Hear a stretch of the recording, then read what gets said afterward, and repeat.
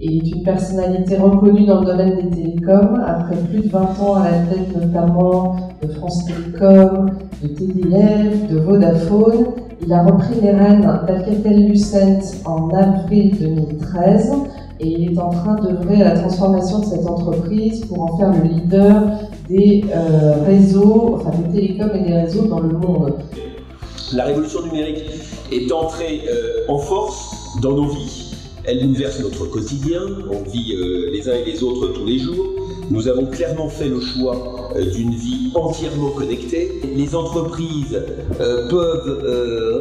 pour réussir leur mutation, doivent intégrer la transformation numérique dans le fonctionnement même des entreprises. Ce qui est quelque chose de plus délicat puisque qu'on vient de repenser en profondeur le modèle économique de l'entreprise, de repenser la création de valeur pour s'assurer que l'entreprise est bien positionnée sur les métiers et les activités du futur.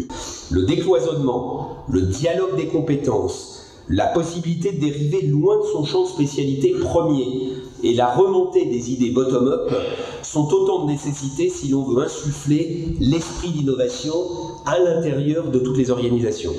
Les entreprises françaises n'ont pas assez, et ça me frappe lorsque je compare notamment avec les États-Unis, n'ont pas assez la culture du rebond et la culture de la deuxième chance. Je pense que les enjeux de la transformation numérique sont de grande ampleur et concernent toutes les entreprises.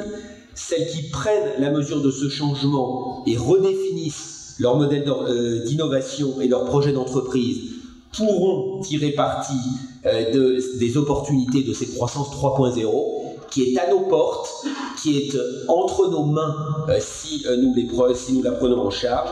C'est ce défi qu'il faut relever. Pour un chef d'entreprise technologique comme moi, c'est évidemment la condition même de mon travail, c'est la condition même de mon engagement au service de la France et au service de l'Europe.